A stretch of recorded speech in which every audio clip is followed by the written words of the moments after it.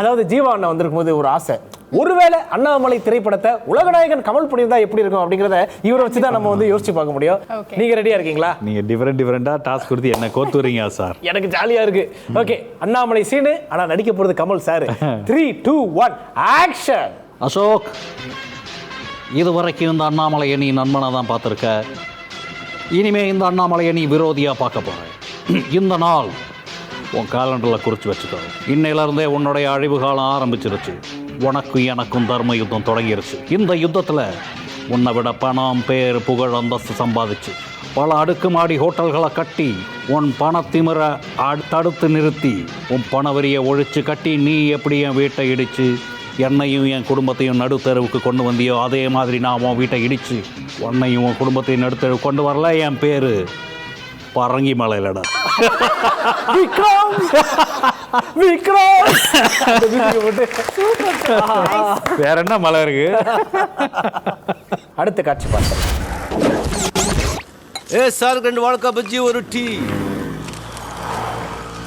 சீக்கிரம் சொல்லு. உன்னோட புக்ஸ், ஹார்ட் டிஸ்க், டாக்குமெண்ட்ஸ் எல்லாத்தையும் பார்த்துட்டேன்.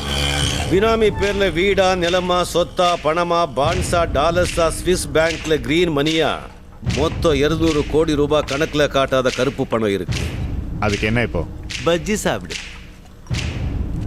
சாப்பிடுங்க சார்.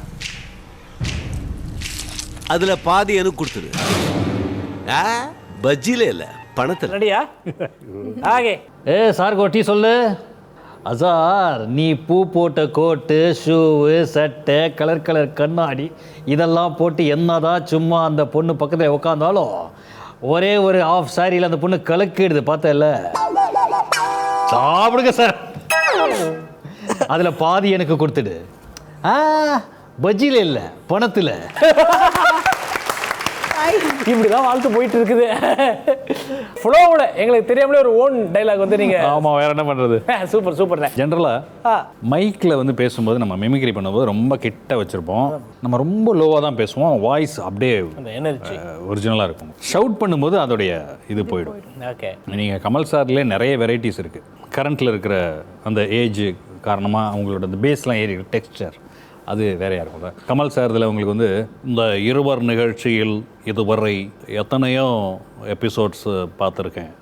இது ரொம்ப ஸ்பெஷலாக இருக்குது எனக்கு.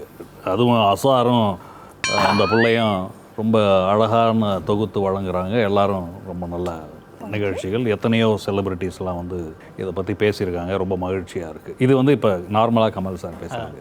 இதே கமல் சார், பழைய கமல் சார் பார்த்துருக்கீங்களா? வாழ்வே மாயம்லாம். தேவி, மனசுன்னா என்னென்னு மனசு இருக்கவங்ககிட்ட பேசணும். அதுக்கெல்லாம் அப்பாற்பட்டவள் தானே.